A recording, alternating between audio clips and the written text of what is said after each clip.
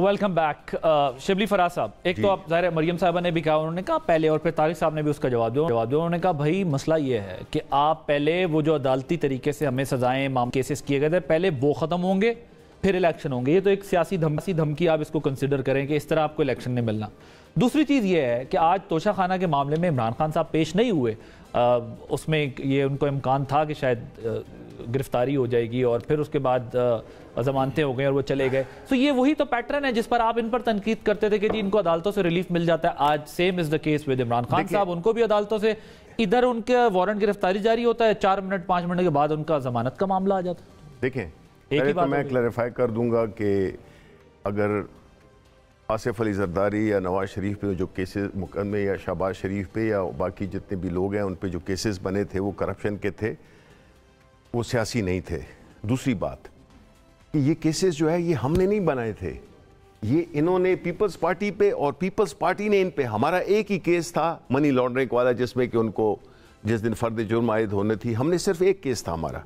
बाकी जो सारे केसेस हैं ये तो आपको पता है, सारी कौम को जानती है कि एक दूसरे को बुनियादी नुक्ता तो पैटर्न है ना, पैटर्न एक ही है। आपको वैसे रिलीफ अच्छा, मिला, अब मैं आता हूं, नहीं अब मैं रिलीफ पे आता हूं। देखिए, पहली बात चीज ये है कि करप्शन केसेस अदालत के सामने तो जब केस होगा उसकी अहमियत एक जैसी होगी ना, उसको करप्शन से या बैड गवर्नेंस से या आप उससे नहीं रिलेट कर सकते। अदालत ने अगर उन्हें किसी केस में बुलाया तो अदालत के सामने एक मुल्जिम का पेश होना उतना ही अहम होगा जितना किसी और केस। नहीं तो मैं जवाब देता हूँ। पहली बात तो ये है कि खान साहब के साथ मेरा तो चूंकि बड़ा करीबी उनके साथ एसोसिएशन है in terms of my assignment, कि कातिलाना हमले से पहले खान साहब यहाँ पे दिन में 4-4 पेशियाँ भुगतते थे, अदालत जाते थे हम।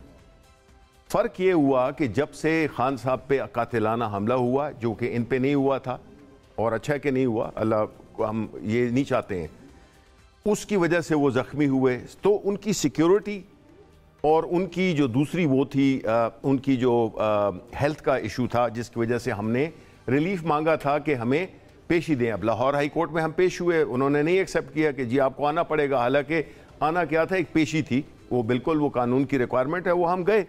उसके बाद ये जो आज आपने केस किया ना कि जी उधर लोअर कोर्ट में नहीं गए, ओ भाई लोअर कोर्ट्स में जो केस था उसमें हमारा मानना ये था कि वो निस्बतन ज़्यादा इनसिक्योर जगह है, छोटी छोटी तंग गलियां हैं और खान पे कातलाना हमला हो चुका है। हम नहीं चाहते हैं कि उन पे कम से कम रिपीट हो, तो हमने एक कानूनी नुक्ते को इस्तेमाल करके हमने उधर से अपनी एप्लीकेशन विड्रॉ की और यहाँ पे इस्लामाबाद हाई कोर्ट में हमने उसकी प्रीवियस बेल की मसला है ना कि फर्द जुर्म आयद होनी थी इमरान खान साहब के ऊपर आज तोशा खाना केस में। देखें, हमने रिलीफ मांगा था, कोई इसमें नहीं मांगा कि जी हम फर्द जुर्म हम पे आयद ना करें। हमने तो सिर्फ प्रोटेक्टिव बेल मांगी थी और वो हमने ली।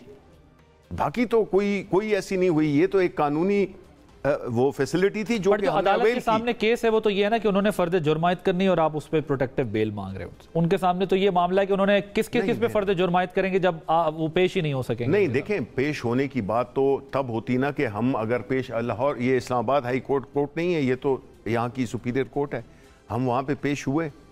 हमने जो अपनी लीगल जो हमें फैसिलिटीज़ जो कि हम कर सकते हैं, इसमें आप अपने किसी वो शाइख उस्मानी साहब से ही पूछ लें कि जो हमने जो रिलीफ लिए, ये तो एक वो थी एक इंस्ट्रूमेंट हमने इस्तेमाल किया कि हमने वहाँ से अपनी बेल को विड्रॉ की, अपनी एप्लीकेशन को विड्रॉ किया और हमने हाई कोर्ट में उसकी प्रोटेक्टिव बेल कर दी। वो हमारा लीगल राइट है। नहीं, लेकिन यही काम तो ये भी करते थे ना, इन पर भी तो यही तनकीद हो रही थी कि इन्हें रिलीफ मिल रहा है बार बार। नहीं, रिलीफ देखें, ये जो जमानतें मिलनी है ये कोई बड़ी रिलीफ नहीं है, ये कानून के मुताबिक है।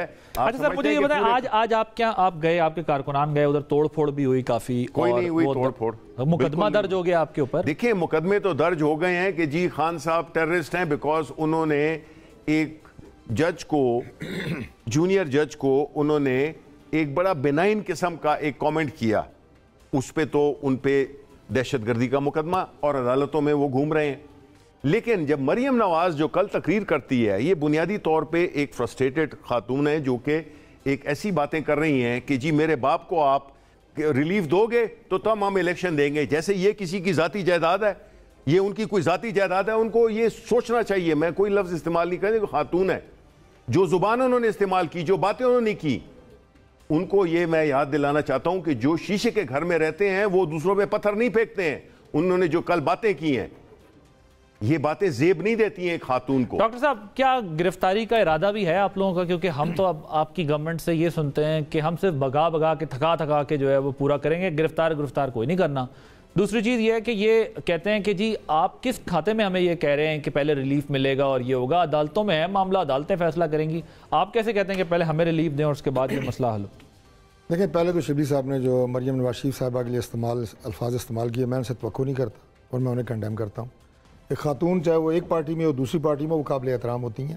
اور کے بارے میں نہیں, ہم ریسپیکٹ کرتے ہیں. اگر نہیں میں نے تو کچھ نہیں کہا, آپ کی پارٹی میں خواتین ہیں ان کی بھی عزت ہے, میں تو کہا اور بالکل بھی نہیں ہے فرسٹریشن میں انہوں نے باتیں کی. دیکھیں بات یہ ہے کہ اب وہ لمبی ہو جائے گی بات, لیکن جس تکلیف اور کرب سے وہ اور ان کے والد گزرے ہیں, اور ایک ایسا ٹرائل جسے ہم سمجھتے ہیں غلط ہے, اور ایسے فیصلے جسے ہم سمجھتے ہیں کہ غلط ہے, اور ہمارے پاس میں نے کہا مکمل دلائل اس کے موجود ہیں, اور ٹارچر کرنے کے لیے مریم نواز شریف صاحبہ پہلی دفعہ گرفتار ہوئی جب ان کی ماں بستر مرگ پہ تھی.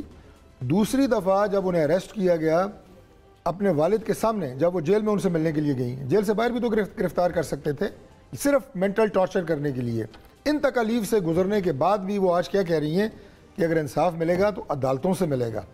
آج اگر میں نے پہلے بھی کہا میاں نواز شریف صاحب کے جو کیسز کی بات انہوں نے کی, آپ کا کیا خیال ہے کہ وہ ریلیف یا نواز شریف کو خلاف جو باتیں اعلیٰ عدلیہ کی طرف سے اس دور میں آئیں, کیا وہ کوئی ایف آئی اے جو ہے اس کو ریکٹیفائی کر سکتا ہے, کوئی پولیس ریکٹیفائی کر سکتی ہے؟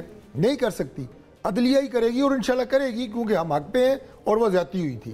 یہ تو ہے میرا وہ ورژن. دوسری بات جو ابھی آپ نے سوال کیا تھا شبلی صاحب سے کہ توڑ پھوڑ وغیرہ اور یہ وہ, دیکھیں توڑ پھوڑ یہ جو عدالتیں ہیں یہ ہم سب کی ہے نا, کسی پارٹی کی تو نہیں ہے. ادارے ہیں, الیکشن کمیشن ہے, پی ٹی وی ہے, ریڈیو پاکستان ہے, پارلیمنٹ ہے. اگر پارلیمنٹ کے گیٹ توڑے گئے دھرنے میں تو کیا یہ جائز تھا؟ ریڈیو پاکستان پہ قبضہ کیا گیا تو یہ جائز تھا؟ میری پارٹی کے کارکن کرتے میں انہیں بھی کنڈیم کرتا. اور آج اگر جو سپریم کورٹ میں حملہ کیا تھا آپ نے, میں کنڈیم کرتا ہوں, میں کیوں نہ کروں بھائی, میں نے تو نہیں کیا تھا. اچھی بات ہے, اگر میں نے کیا ہوتا میں معافی مانگتا. غلط بات کو میں کیسے ٹھیک کہوں, کیوں کہوں؟ مقدمات بنا کے آپ کیا حاصل کریں گے؟ آپس کی بات ہے کہ جو لوگوں نے سپریم کورٹ اس دور میں حملہ کیا تھا ان میں سے ایک بھی آج ہمارے ساتھ نہیں ہے. یہ بتائیں کہ یہ جو توڑ پھوڑ پہ مقدمات ہوئے ہیں, ان سے کوئی بھی حکومت آپ کی ان کی حاصل کیا کرتی ہے؟ ہوتا تو کچھ بھی, نتیجہ تو کچھ بھی نہیں نکلتا. آخری جو آپ کا سوال تھا نا عمران خان صاحب کا, جو کیسز ہیں وہ آپ کہہ رہے ہیں کہ ہم کو گرفتار کر رہے ہیں یا نہیں کر رہے. دیکھیں آج دوبارہ آ جائیں, عمران خان صاحب جوڈیشل کمپلیکس میں پیش ہوئے ہیں. اس جوڈیشل کمپلیکس میں میاں نواز شریف صاحب کی 160 پیشیاں ہیں, 160, اور ان میں ساتھ رہا ہوں ہر پیشی میں, اور کبھی ایک بلب نہیں ٹوٹا, ایک گملہ نہیں ٹوٹا, کبھی جناب دیواروں پہ کوئی ہمارے کارکن نہیں چڑھے.